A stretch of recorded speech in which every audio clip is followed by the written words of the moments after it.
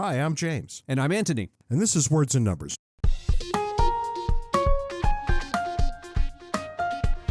And this is probably one of the last few before Anthony goes off on his big, giant, long walk for no reason. Isn't that right? Yes. I wouldn't say for no reason, but yes. We look forward to the stories that will come in off the road on this. And for those of you who have not experienced the stories, I mean, the one with the goose is probably the best thing I've read out of your pen in years. You should join Words and Numbers Backstage, where the conversation continues. Well, you'll get all sorts of updates. That's right. Ant serializes his ridiculous experiences. Anyway, what's new and exciting in your world this weekend? I ran across a report I'd not seen before. This is the World Happiness Report. Apparently, it's been coming out for the past decade. It seems to be the case that what the researchers do is gather information, principal among this a Gallup World Poll that's asking people around the world, how happy are you? This is a completely subjective measure. But what's interesting is if you take this World Happiness Report data and cross-reference it with economic freedom data, you find a phenomenon that I have seen again and again with all sorts of data. For over a decade now, I've been comparing, as they come out each year, economic freedom data to all sorts of data that's put out by government agencies, by the UN, by the World Bank, data on things that a reasonable person would say is indicative of a healthy society, like low poverty, high income, low income inequality, low child labor, better environmental outcomes, on and on. And what you find, and I stress this with people, there are always exceptions. So if you want to dig around, you want to point to a country that's an exception to what I'm about to say, that's perfectly fine, you'll find them. This is not about the exceptions, but rather about the trend. And the trend is very clear. No matter how you slice this data, you find that countries that are more economically free also score better on all of these various metrics that are indicative of a healthy society. And what's really interesting about this is the people who come up with the economic freedom data don't look at these socioeconomic outcomes that I'm talking about. These are two completely different data sets. In fact, if you want to split this up kind of like a left-right type story, you've got what you might consider the right on the economic freedom side coming up with their data, and then you have what you might consider the left, the UN and the World Bank coming up with their data, and the two data sets match beautifully in this way. So here, this brings us to this latest data set, the World Happiness Report. And so I grab this thing and start cross-referencing it with the economic freedom data and find an interesting thing. Now, I have to say up front that this is a subjective data set. They're basically asking people, how happy are you? And I think the exact question goes something like this. If you could imagine your life from the absolute worst it could possibly be, and let's rate this a 1, up to the absolute best life you can possibly imagine and rate that a 10, where would you put your life right now on that scale of 1 to 10? Among the top 20 countries for world happiness, 13 of them are also the top 20 for economic freedom. One might conclude that these two things might actually be related. Yeah, how about that? They might be related. Additionally interesting is if you dig into the data, the researchers attempt to explain what might be driving this world happiness measure. They don't use economic freedom in their analysis, but they do ask two interesting questions. To what extent does social support influence your happiness? And to what extent does your freedom to make life choices influence your happiness? Of all the various things that the researchers ask, it's those two, social support and freedom to make life choices, that come out as having the strongest impact on people's self-reported happiness. If you think of those two things from the perspective of economic freedom, an interesting story emerges, which is, on the one hand, freedom to make life choices. That's directly economic freedom. Social support, not so much. In fact, if anything, it's probably antithetical to economic freedom in that you've got the government taxing people and then creating these social services. And so I'm left with this interesting contradiction that we'll revisit in our main episode of, on the one hand, people want the freedom to make life choices. On the other hand, they want social support, but the social support implies a lesser ability to make life choices as you ask the government to do more and more. We'll come back to this as we discuss the main topic, but I think this hits exactly on this question of do we owe each other anything? And if indeed we do, what is it? Because that question of what we owe each other is the hinge on which balance these two opposing forces of freedom to make your own decisions on the one hand and social support on the other. We'll go ahead and piss off the communists and the anarchists in just a couple of minutes. I had a quick scan of the news, and I was really taken by this one story. It's about Joe Biden as he was on stage delivering a speech. When he was done, he turned to his right to leave the stage and stuck out his hand so as to shake the hand of the person in front of him, except there wasn't anybody there. There was no one there. Oh, no. No, maybe just a little more evidence that our president is not quite all the way home. I'll leave the link in the show notes. We don't really have to get into that. I want to start us, Ant, with the mortgage interest rates. In the last year or so, they've doubled from 2.8 to 5.6, give or take. Yeah. It turns out that's a decade-long high rate, and it's having all kinds of ramifications in the housing market. And what do you know about the housing market? There are no houses to buy. You're going to have to pay more, and you're going to have to pay a bigger mortgage percentage. Think about the pressure that that's going to put on people. Here's your no such thing as a free lunch installment for the day. That if you want to control inflation, the way you do it is by contracting the money supply, but that's going to give you higher interest rates. That's right. And they've already doubled in the housing market, which means you're going to see them in all kinds of other places soon enough, too. Car loans are going to be up. Credit cards are going to be up. And people are going to be losing their minds about these numbers. But the fact is, a 5% mortgage rate is more in tune with what mortgage rates have been historically. 5.6%, that seems really high, but it's only really high in the last decade. Prior to that, interest rates were in the mid-sevens for quite some time. At the tail end of the Carter years, at the beginning of the Reagan years, they were 18, 19, 20%. And that's, I think, what we're looking at right now. We're looking at the first big step towards a real housing market catastrophe. I wouldn't say it's a catastrophe. I would say that people are going to have to reset their expectations. Money has been unrealistically cheap for an unrealistically long period of time. I think things are coming back to normal. Things have been abnormal for so long, people have lost sight of what normal is. You and I have predicted this many times, but when the government has to pay a higher interest rate, we're going to have all kinds of ripple effects. For the numbers, a 1 percentage point increase in interest rates costs the government an additional $300 billion a year in interest. That's half the entire Department of Defense budget, just from a 1 percentage point increase in interest rates. Speaking of ridiculous, it's time for the foolishness of the week. And Ant, I have located a rare bird this time out. It seems to me to be the case that every single person involved is foolish. Usually it's one person acting in the face of another person's activities, but no. This time we go all the way home. And we go to our favorite adopted state of Kentucky, where before a man's birthday back in 2009, he asked his office manager not to arrange a celebration for his birthday. Right? I saw this. Yeah.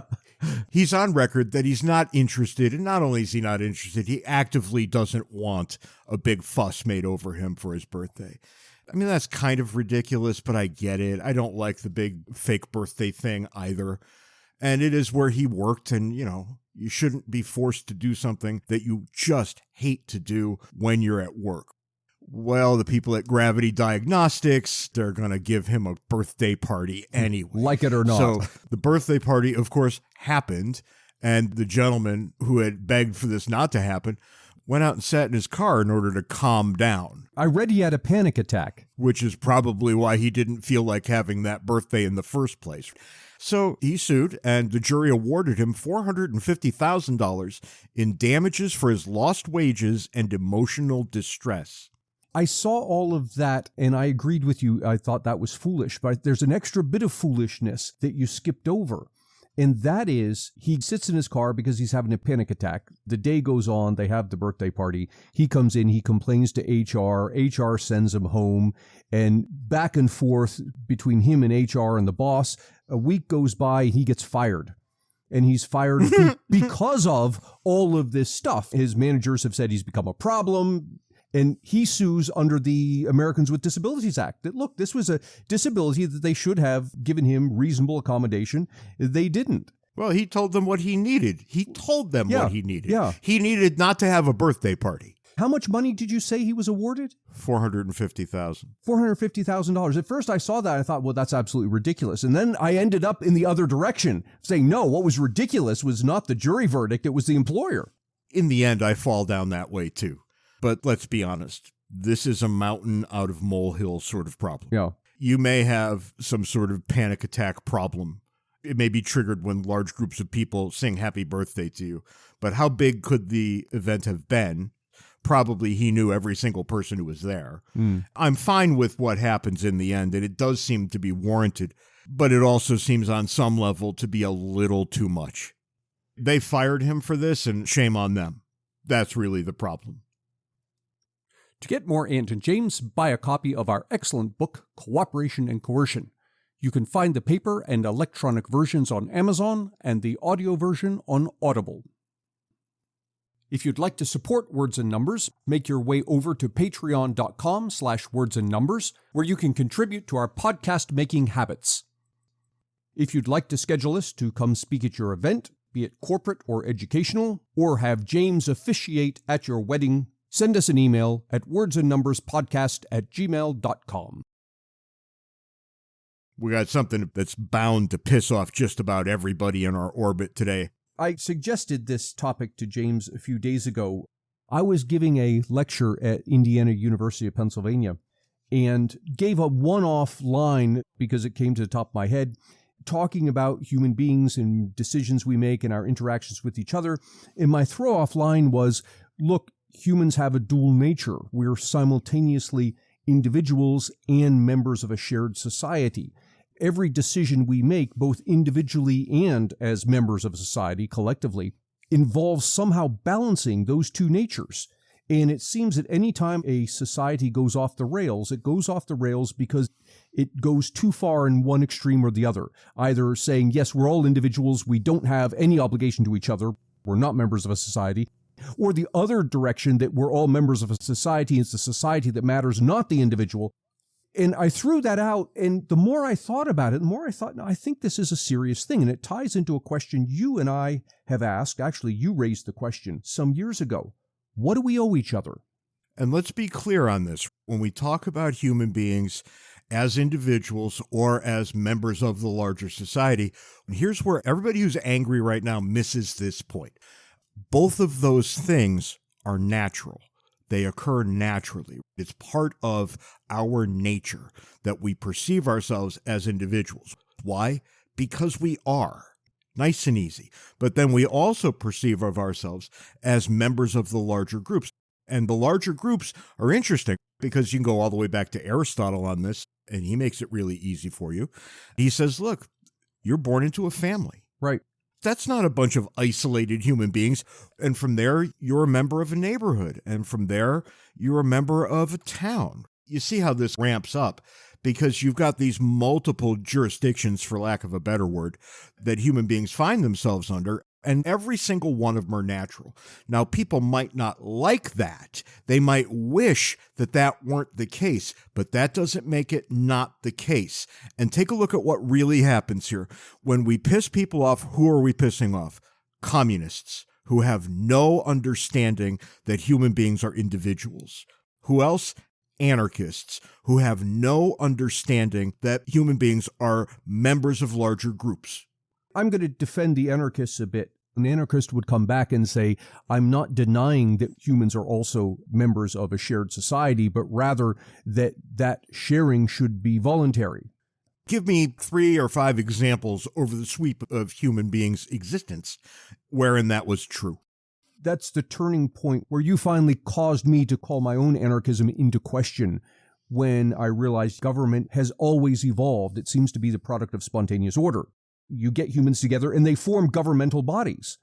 One way or the next, a tribal society still has a governmental authority. It doesn't look like what we've got here in the United States in 2022, but it is undoubtedly a government. But when I've said these words to anarchist friends of mine, they jump several steps further down into the argument, asking, well, how does this government come to be and what forces does it use to take things from one group and give it to another and how much should they take and all of that? And I want to back up several steps from there and start at the question we posed just a moment ago. do we owe each other anything? I think any reasonable person would say, look, we don't owe each other 100%. You have made the argument, and as much as I dislike it, I think I have to buy it, which is that we don't owe each other zero either. And when I say we don't owe each other zero either, I'm not suggesting how we go about fulfilling that obligation. I'm simply saying that we owe each other something non-zero. Let me throw out an example here. Let's suppose it's the case that we've got two people, and the one guy has lots of food, so much food that he couldn't possibly eat it all. In fact, some of it is guaranteed to go to waste. And we've got a second guy who lives next door, and he has no food, and he's starving. And let's suppose, just to make life very simple here, there's no alternative, that either the person who has to give some food to the other guy, or the other guy starves, and that's just it. Is it right that the guy who has all this food, and remember, so much food that he can't possibly eat it all and is going to go to waste just sitting there, is it correct to say the guy has no obligation to give to the other guy who's starving? And if you want to make it even easier still, let's suppose that the starving guy is starving through absolutely no fault of his own. I don't know of any human being who would say that the guy that has the food has no obligation to give to the guy who doesn't. But here's what they would say. That has to be voluntary. Person A has to grab some food, walk over to person B's home and hand it over because he wants to, not because the government forces him to. Okay, but let's go down that path for a moment, because before you get to that, I still want an answer to the question, does the guy have an obligation? If you were to say yes, he has an obligation to give food to the guy who has none, and then the next step is, okay, well, it should be voluntary. But hang on, what if the guy doesn't? What if it is voluntary and he doesn't give to this poor guy? Well, and that's always the problem. I remember when you and I first started arguing about this point, I would always pull out an example from my past. When I worked in group homes and mental institutions, taking care of people who literally could not care for themselves. That's literally true. There is no way to push them out and have them take care of themselves. It's a compelling argument, right? Here is a group of people who I can point to right now who would likely perish if we didn't do what we ended up doing. Now, I'm no fan of government intervention, and I think we need to stipulate that before we go much further. I'm no fan of that at all. But there are certain instances where I think it's painfully obvious that's going to be the only answer. Now, that doesn't mean I want some sort of welfare state that we now have. I'm a minarchist down to my marrow. But there are just certain things that are going to have to happen if a state is to be healthy, thriving, if there's human flourishing inside the borders. There are certain things that are going to happen. And one of those things is to leave people alone as much as is humanly possible, but then not to leave them alone when we can't manage to do something. There's a sweet spot in here. You can take a look at America, the United States, and we generally tax people at 18%. And you can compare us to Scandinavia, and they tax their people much higher. You could take a look at Eastern Europe, and they're lower. You could take a look at Western Europe, and they're higher. And before you know it, you have to ask a very basic question. Given the differences in how these countries all seem to operate, throw Canada and Australia in there too, if you like, is there one answer to the question, what is justice? And I would submit that no, there is not one answer, because any one of those places, when you get off the plane, surely feels like a just or a nearly just society. You can have different answers to these basic questions and still be in the good pile. And you said something interesting the other day when we were talking about this as evidence that these are all just societies. And I'm paraphrasing here, but you said you can get off the plane in one of these countries and maybe you don't speak the language, you don't know the local mores, whatever it is, but you can get along. You can get along with the people because they're operating by the same basic rules of decency that people of every just society behave by. Yeah, I've never felt myself out of place in any of those countries. When I get to one, even ones that I don't know all that well, I can just manage it. And if I can, well, everybody else can too. There's nothing special about me here. The last one that shocked me was Poland. I was able to negotiate Poland no problem whatsoever. Mm-hmm. And that was a radically foreign environment for me. Most of the Poles didn't speak any English, or at least not enough that we could have a meaningful conversation. We could cover the basics, like where is the bathroom or some such thing. But there was just something about that place that was so familiar. And this has been true of Ireland, Scotland, England, Italy, France, Spain, all countries I've been to. There's just something about them that, for lack of a better metric, I can get out of the airport, get into an Uber, and go to McDonald's. That's actually kind of meaningful. Now think about where that doesn't work. You get off the plane at Somalia, and because of the complete absence of government, you don't know what's going to happen to you by the time you step outside the airport. Do you get robbed? Do you get killed? You aren't secure in yourself in this environment. And then go to the other extreme. Look about North Korea, where there's so much government. Correct. You do something you would do in any other society. You pull out your cell phone to take a picture, and now you're under arrest. And it's not a single problem. It's the too much and too little problem. Yes. When you see that to be the case, you're given some very meaningful clues as to what the right answers are. Now, I don't know with great precision what the answers are. I can just tell you that around the world, we get decidedly different answers. And I find that to be incredibly interesting. I want to go back to my thought experiment for a moment, because I know a lot of anarchists, myself included, would say things like, okay, but if you've got the guy who has lots of food and the other guy who's starving, the guy who has lots of food should give voluntarily, as you had said. And I agree with that 100%. That should be the go-to position for helping the poor, helping those who have less. It should be voluntary giving. But here's the question that's in the back of my head. What if the people don't give, or they don't give enough? That's right. And that's a serious question you have to consider, because if people are going to be free to do as they will, one of the things they might will to do is not to give in this instance. And then I think a reasonable person is going to have to say, yes, it's okay to use force, to take from the guy who has a gargantuan surplus to give to the guy who has nothing. It's a just thing to do in that circumstance. If you're willing to put your toe over that line and say, yes, under these pristine conditions, it would be okay to use force. All right, you just justified government. That's right. Now, you may not have justified the government we have in all its magnificence, but you did justify government at some level. And that's where I sit. I am in no way a fan of the bureaucratic welfare state that has emerged in the United States over the last 110 years. I think it's a disaster. Mm-hmm. Anybody should be able to look at it and know it's a disaster. That does not mean there aren't any things that we should act on. I don't know what the right answer is. All I can do is point out the wrong answer and point out a space, a spectrum of right answers.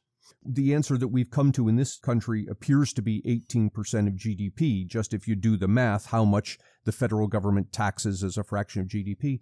But if you go back to the 1700s, 1800s, the answer was more like 1 or 2%.